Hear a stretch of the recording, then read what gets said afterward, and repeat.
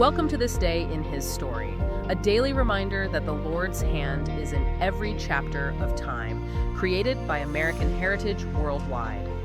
Today, November 1st, we are celebrating the legacy of John Taylor.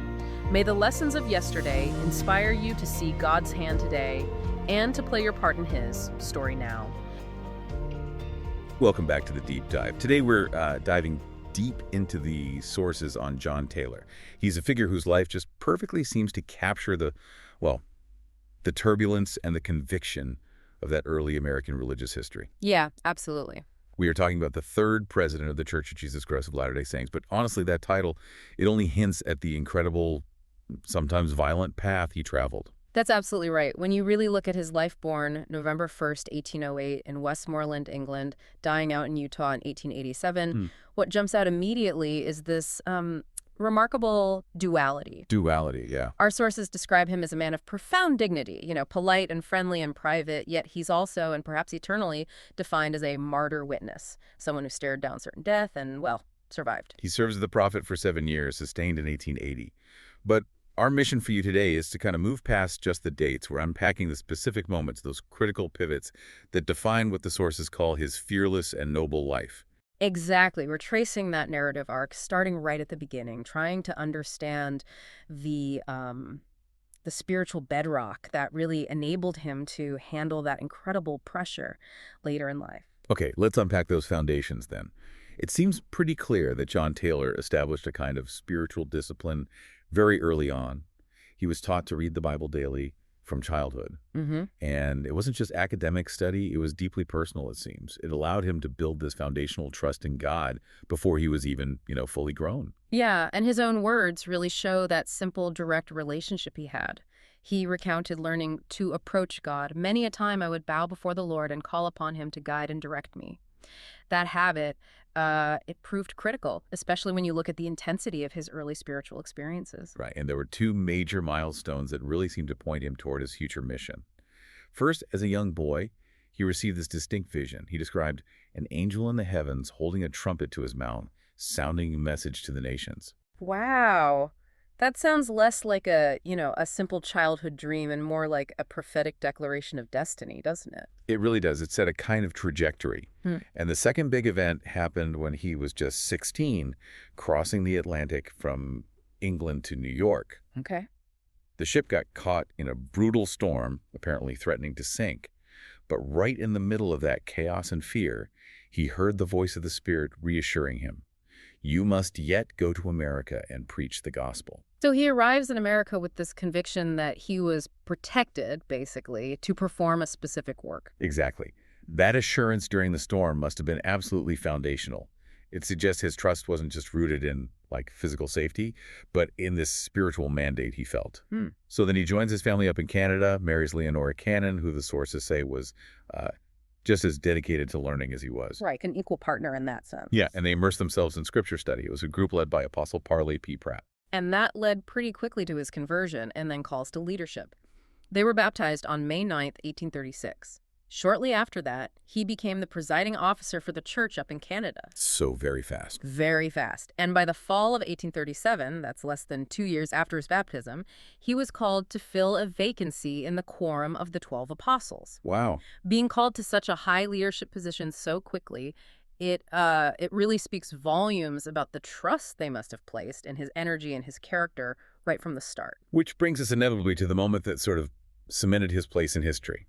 The crucible of action, really, that defined his physical courage. June 27th, 1844, in Carthage Jail. Absolutely, Carthage. Taylor was in that upstairs room with Joseph Smith, Hiram Smith, and Willard Richards. The sources, they paint a pretty solemn picture in the hours leading up to the attack. And before the violence erupted, the prophet Joseph Smith actually made a request for comfort through song. Elders sang the hymn, A Poor Wayfaring Man of Grief. And he sang it not just once, but twice. Twice, right. Specifically asked to sing it again to try and comfort everyone, lift that oppressive tension in the room. Yeah, exactly. Trying to lift the spirits. And almost immediately after that second singing finished, the mob stormed the staircase. Like that. Yeah.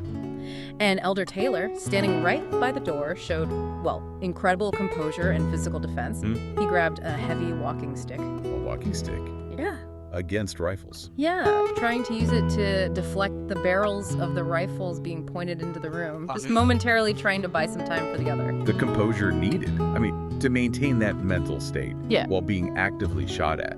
I just can't even fathom that level of focus. And he described the moment himself. He said, "Streams of fire as thick as my arm passed by me as these men fired, and it looked like certain death." Terrifying. Absolutely. Yet he recalled feeling completely calm, unruffled, energetic, and acted with more promptness and decision. Incredible. But his actions weren't without cost, obviously. No, not at all. A shot from the landing struck him in the thigh. He fell, sort of staggered toward the windowsill, and was struck 3 more times. 3 more times? Yeah, and only then did he manage to take cover under a bed, having absorbed, really, the brunt of that initial assault. And there's that artifact from the moment, isn't there? The one that kind of freezes the event in time for us. His watch. Ah, yes, the watch. Carried in his breast pocket, it was hit, the glass shattered, stopping the hands precisely at 5:16. 5:16 p.m. That specific minute just marks the cost and, I guess, the miracle of that day, surviving that. It really creates a permanent line, doesn't it, between the life that was just moments before and the life that would have to be lived immediately afterward. That's a powerful way to put it, because the aftermath wasn't peace, was it? It was immediate flight. How do you even pivot from surviving that, losing your 2 closest associates, to them protecting your own family? Precisely. After the martyrdom, the mob attacks actually intensified in Nauvoo. John Taylor, despite his, extensive injuries, had to quickly get his family out, across the Mississippi River into Iowa, just to escape the danger. So this period of extreme vulnerability, it reveals a different kind of courage, maybe, than the one he showed with the walking stick. I think so, and we see that different kind of courage in that amazing anecdote about the rocking horse. Oh, right. Tell us about that. His son, wasn't it? Yes, his son was apparently inconsolable, crying for his beloved rocking horse, which had been left behind in the chaos of fleeing Nauvoo. Okay, so they're refugees, basically. Essentially. Imagine the scene.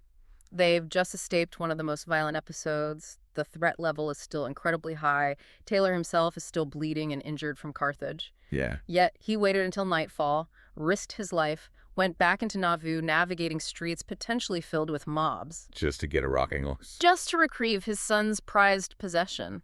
Wait, he risked arrest, further injury, maybe even death? Yeah. For a child's toy?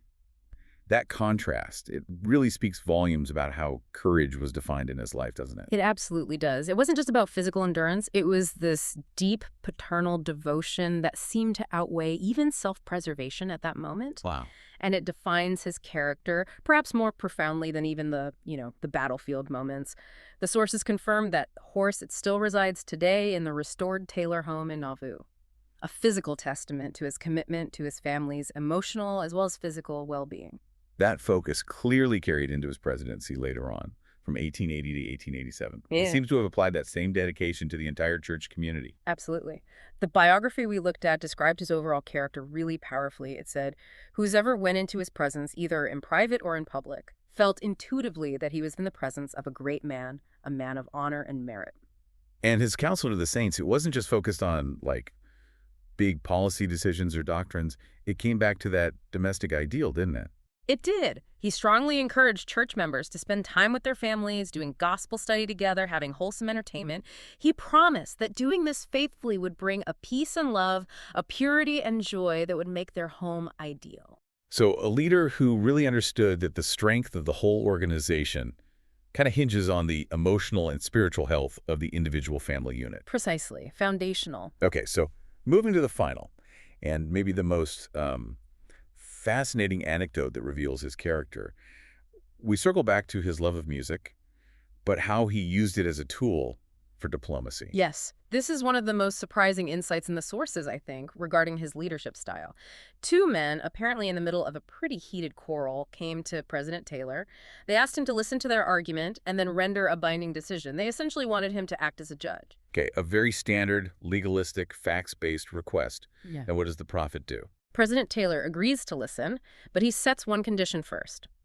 He says, "Brethren, before I hear your case, I would like very much to sing one of the songs of Zion for you." He wants to sing first. Yes. And he then proceeded to sing through 4 different songs. 4 songs. before hearing any details of the dispute. Not a word about the dispute itself. He used music as an intervention. So, did he ever actually get to the facts? Did he make a ruling? He did not. The sources state that the men, after listening to these 4 songs, were apparently melted to tears, got up, shook hands, and asked President Taylor to excuse them for having called upon him and for taking up his time. Wow. They just reconciled. He walked out reconciled, and he never even knew what the specific problem was. That's truly radical leadership, isn't it? He didn't arbitrate the facts. He completely changed the atmosphere. He chose emotional communion, sort of, over intellectual debate. He dissolved the dispute by elevating their shared spiritual experience above the technical details of whatever they were fighting about. It raises an important question, or maybe just highlights something fascinating, how the music completely transcended the specific content of their argument. It speaks to a leader who understood that sometimes you don't need a ruling, you need a recalibration of spirit. Yeah. It's a powerful testament to his dignified, yet clearly deeply sensitive character. So what does this all mean for you, the listener?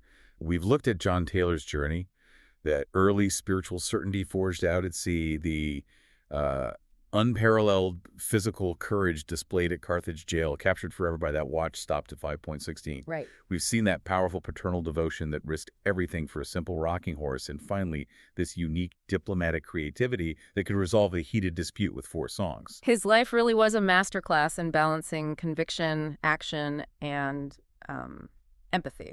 Definitely. So for our final provocative thought today, let's focus entirely on that singing story.